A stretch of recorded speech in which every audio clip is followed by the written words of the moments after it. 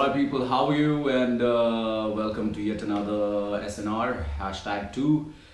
This is for the film Devil's Advocate, and well, I'll be very honest. Let me start with how I felt when I saw this movie. And the first reaction when I finished the movie was like, this was how it was. Like, what did I see? What was this? What cinema is this? Like something like that.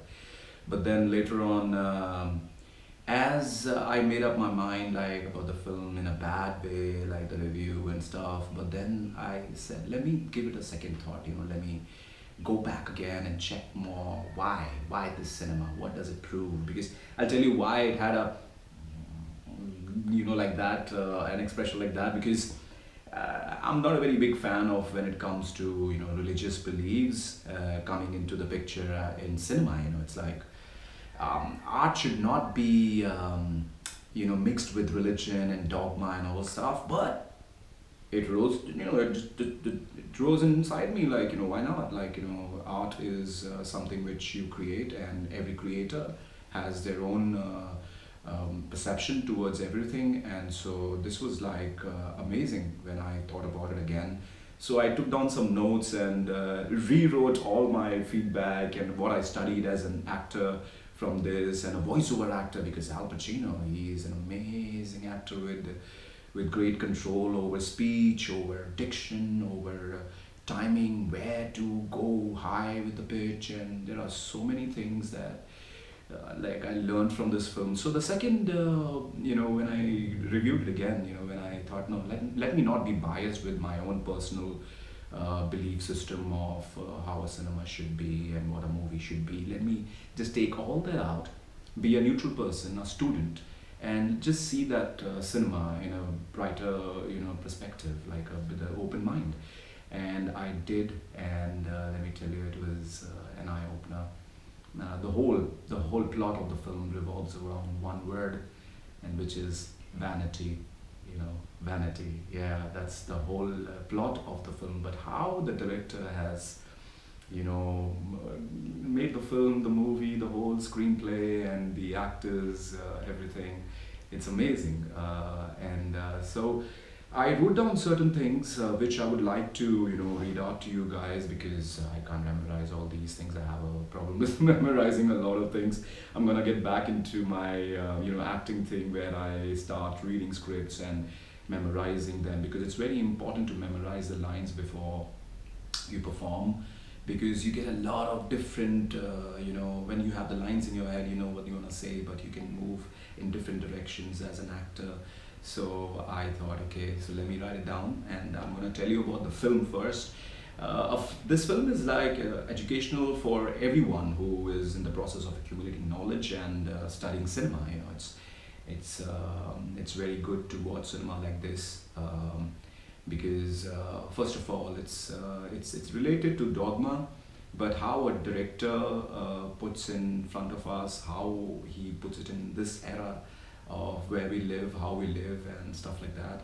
The production value of the film is wow, like wow, this is amazing. Of course, it's Hollywood, and they put a lot of money in cinema. They make visual very rich, and this cinema is all out commercial cinema, so they have to, and they've done a brilliant job, let me tell you, with the sets, the office of Al Pacino, and great shot taking. Of course, there's a lot of chroma used, but amazing. I really loved it. Al Pacino, what do I say? He's just awesome, and some scenes. Of course, the whole crux of the film comes to the last climax, where Al Pacino is talking about God and he being the devil, and how it's an amazing scene. We'll talk about it. I'll bring that scene up.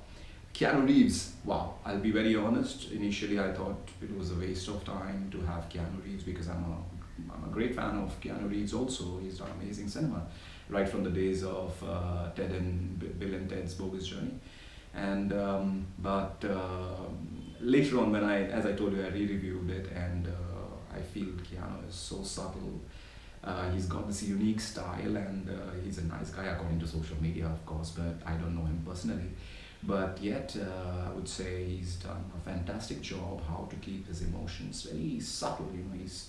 He's not gone overboard a lot of places. Only some places his eyes, his eyes are always calm. And same thing I see in Al Pacino, but during the scene in the climax, Al Pacino goes all out. He goes, the God, like oof, it's amazing. And Charlize Theron, wow, amazing. Like she's awesome. Her performance during some scenes when the church scene comes where she is in a blanket and Keanu comes and he is trying to ask her what happened, why are you here? And she's all blown up. She's a very bold and expressive actor, and I loved her in Mad Max Fury and Monster. So this is like an amazing. So overall, I think the film, apart from the religious jargon, that's my personal view, of course. As I'm someone who does not believe in that, I believe in the evolution of life, not like God, how they say it. Because as an actor, also I have to be open-minded to everything. To be very frank, one won't miss much, but if you as an actor are looking for something which is performances, filmmaking, of course this is an amazing cinema to watch how the director has churned the whole movie into something, and it's like a flow, it's like doesn't go back and forth, but it's like a linear progression, so you get to learn a lot of things.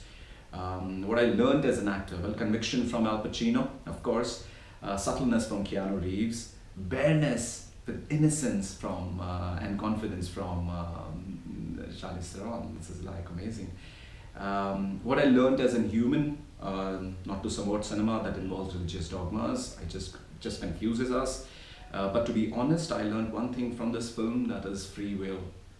That's what vanity is. That teaches you free will, and you have a choice all the time. So we should strive to know us better as humans first, like physics, thermodynamics, chemistry, biology, self-realization. There is so much to be learned, And as a student, be a student always, there is so much to be learned as a student also. Let your own self guide you. Once you have enough knowledge about the universe, let your own self guide you, Also have a positive approach towards every situation in life. And if something negative occurs, like people who suck you down, or habits, that make you their slave, never indulge in it again. And well, this is the overall thing, and I want to come to the, like the Indians say, the masala part of the film, and how the film is so intriguing when I saw it the second time, and I just wanted to watch it without any prejudices, without any personal ideas or ideologies and stuff. So I would start with the scene, of course my favorite scene of the film, and many others also feel the same, because I'm sure this is the one scene which really gets everybody, wow, what a performance, and I'm sure it's a one-take performance by Al Pacino. So let's start with the scene where Keanu, after the death of Charlize Theron, he's in the office of Al Pacino, and he's got a gun. Let's see that scene, it's really amazing. Yeah. Let's continue with the scene, okay?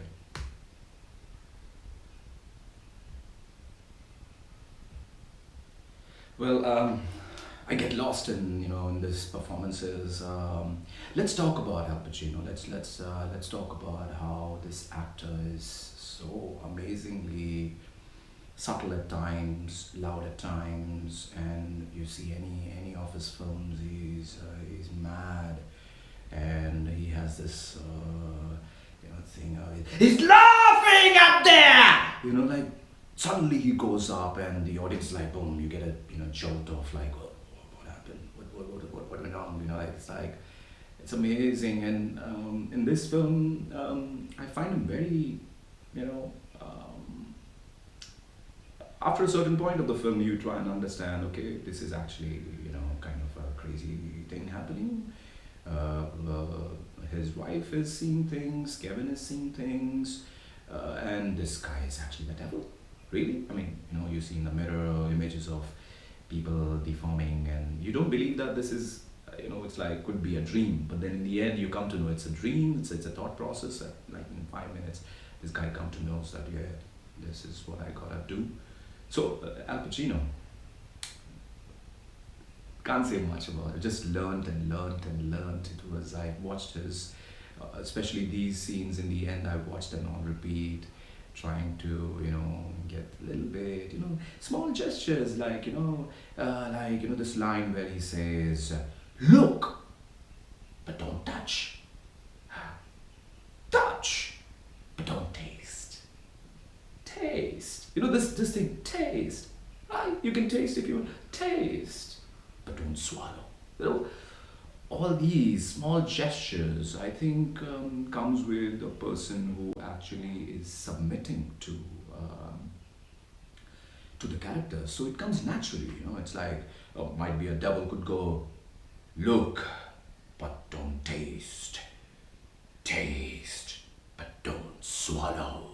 Something like that. It's like that. But this guy, he's being natural because he has submitted to the character that he is devil. He is Satan. He is the bad guy. And yet he's trying to prove a point that, hey, listen, I'm a fan of this guy, this so-called God. So are you. I'm the human form. I've been doing this for years, and now the 20th century belongs to me. Look at what the wars and the famine and all those things. So he's so at ease with this character because he does not go overboard in the sense that he does not play a character. He has got the character, and he is just being himself. That's the best part of actors like Al Pacino, where they don't need to play something. They become that. That's the best. That's what I learned, and submission to the character. So it doesn't matter if I'm playing a character, but if I'm submitting that I'm so and so, if I'm the devil, then I will speak in my way. I will have my own gestures, but I will not say that I'm playing a character. I'm not playing the devil. I am the devil during that time when we are shooting. So it's amazing that I learned from Al Pacino, and wow, I mean, as an actor who's coming back to performing arts as an actor, it's really nice to watch cinema where we can see such actors doing such amazing work. And all right, let's talk about Kevin. The character that Keanu Reeves plays. So let me just show you a few scenes of this guy. There we go. Let's watch this. Okay, let's talk about the scene. First, we'll talk about the mother. Why is our main guy, our protagonist, how does he manage to take a decision where he knows the consequences and he takes a decision? This is because of his mother. Let's watch this. He's still got this feeling of doing the right thing. It's all choices, right or wrong, and it all goes out okay, let me look for this beautiful scene where Charlize Theron is in the church, and still have the manager. He finds her. Just give me a second. Okay, so this is a scene where he comes into the church where he finds his wife, and just have a look at this. I'm talking about Charlize Theron here. I mean, wow, Charlize Theron. Wow. As an actor too, of course the Western culture is very open towards, nudity and stuff, but there has to be a reason for it. Of course, people do watch cinema mostly because they want to see their best actors and actresses naked. It's part of the game. An actor is very open towards his or her body, mind, and everything. And I think as an actor, you have to go through a lot of understanding of yourself. So I just wanted to talk about Charlize Theron. How so much intensity, like when she's saying no, I'm not crazy. She's like trying to tell him like, hey, listen,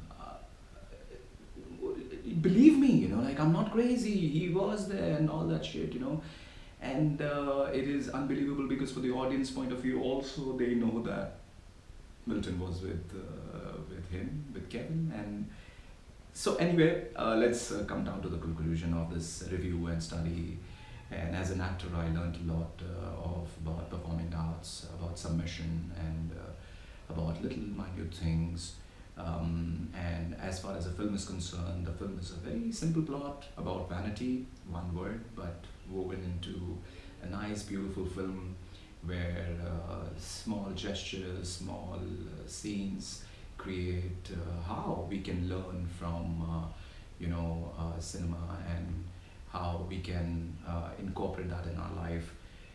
We are all trillions of cells in our body, and every cell has a heart and a mind of its own. An actor can, work with a finger, like, it can be, this could be acting, this could be like, if you point it like this, like this, it means a lot of things. If you're pointing out like this, you're showing something. If you're pointing out like this, you're gonna get your expression like stone, just looking at my fingers. So it's like you, or maybe like you. It's like different. So if you understand your body, that's called body language, and if you don't understand it, the whole body will perform, and not just the throat or the face or just that. So it's a complete complete body, soul, mind, everything working if you as an actor try and learn new things. I would just suggest all these people all these students who would like to be good actors and get into film cinema, as far as I'm concerned, is my personal view, be open to everything in life, and give it a second shot, give it, like, think about it. Don't be in a hurry to take a decision, like this, okay, this is the line, okay, let me go. Hey, what you doing? Or just, hey, what you doing? Or maybe, hey, what you doing? The line's the same. What happens is you have to have the urgency. If there's an urgency in the scene, the director says, okay, go ahead, so you don't have time. But yet you find your time, in that 5 seconds of whatever shot that is, find that. It has to come from in. You have to believe that you're looking at something, that you are something. Okay, so anyway, thank you so much for watching this video, and I think it's gonna be a long video now. Sorry about that, but I'm just making these just to study myself and study good cinema and good performances by actors. So thank you so much for watching this study and review, and I'll come up with another one. Stay blessed, guys.